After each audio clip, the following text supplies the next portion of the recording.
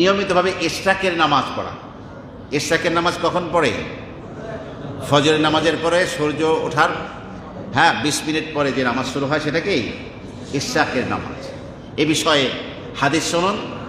তিরমিজি শরীফের হাদিস, রাসূল সাল্লাল্লাহু আলাইহি ওয়াসাল্লাম বলেন, রাসূলের খাদেম সাহাবী আনাস বলেন যে রাসূল সাল্লাল্লাহু আলাইহি ওয়াসাল্লাম বলেছেন, মান সাল্লাল ফজরা ফি জামাআতিন, যে ব্যক্তি ফজরের নামাজ জামাতের সাথে আদায় করলো, সুম্মা কা'আদা ইয়াযকুরুল্লাহ হাত্তা তাতলুআ আশ-শামস, অতঃপর সে ওই নামাজের জায়গায় যেখানে দাঁড়িয়ে কি করেছিল, জামাতের সাথে ফজরের নামাজ মসজিদে আদায় করেছিল, ওখানে বসেই সে আল্লাহ পাকের জিকির করতে থাকলো সূর্য ওঠা পর্যন্ত।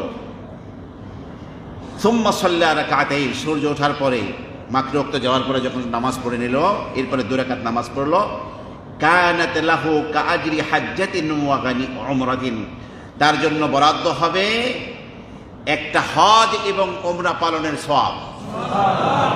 আবার কেউ মনে করতে পারে যে এটা বোধহয় পরিপূর্ণ হজের সওয়াব না, এটা বোধহয় পরিপূর্ণ উমরার সওয়াব না। এই জন্য আল্লাহ রাসূল হাদিসের সাথে 3 বার বলছেন তাম্মাতান তাম্মাতান তাম্মাতান, পরিপূর্ণ হজের সওয়াব, পরিপূর্ণ উমরার সওয়াব, পরিপূর্ণ হজের সওয়াব, পরিপূর্ণ উমরার সওয়াব, পরিপূর্ণ হজের সওয়াব, পরিপূর্ণ উমরার সওয়াব। তো ডেইলি একটা করে হজ এবং উমরা করা যায় যদি জামাতের সাথে ফজর পড়ার পরে মসজিদে বসে আমরা কি করতে পারি, ইশরাকের নামাজ পড়তে পারি। সবাই বলে হুজুর নিয়াতটাকে একটু বলেন তো। নিয়াত বলতে তো আপনার দিলের ইচ্ছাটাই তো নিয়াত। নাওয়াইতুয়ান নাওয়াইতুয়ান কইতে কইতে অনেকে ইমামের সূরা ফাতিহা শেষ হয়ে যায়, নাওয়াইতুয়ান শেষ হয় না। নাওয়াইতুয়ান এরকম বলে নিয়াত সাহাবায়ে কেরাম করতেন, এর কোনো হাদিস নাই। আপনি দিলের মধ্যে ইচ্ছা করে যে আমি ইশরাকের 2 রাকাত নামাজ পড়ছি, এই ইচ্ছাটাকে আল্লাহ পাক জানেন না? এই ইরাদাতুল কলব, মনের এই ইচ্ছার নামই হলো নিয়াত। যে কোনো সব সূরা দিয়ে আমরা, সূরা ফাতিহার পরে যে কোনো সূরা দিয়ে আমরা পড়তে পারি। নিয়মিতভাবে ইশরাকের আমল করলে বাড়ি ঘরে থেকেও প্রতিদিন একটা করে হজ, একটা করে উমরার সওয়াব আমরা কি করতে পারি, হাসিল করতে পারি। আমার প্রিয় ভাইরা, এরপরে আসুন মসজিদে কোরআন হাদিসের ইলম শেখার জন্য মসজিদে যাওয়া। মসজিদে বিভিন্ন ইলমের ব্যবস্থা থাকে, দর্সের ব্যবস্থা থাকে।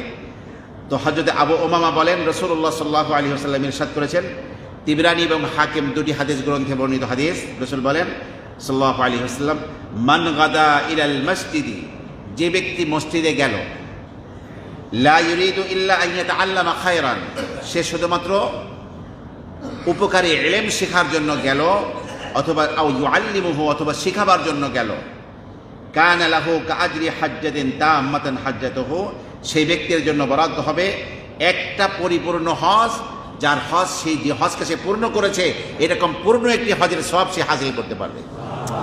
আপনি মসজিদে কোনো মাসলা শেখার জন্য আসলেন, অথবা যিনি শিখাবেন তিনি আপনাকে শেখাবার জন্য আসলেন, উভয়ের জন্য একটি পরিপূর্ণ হজ আদায়ের সওয়াব আল্লাহ পাক দান করবেন।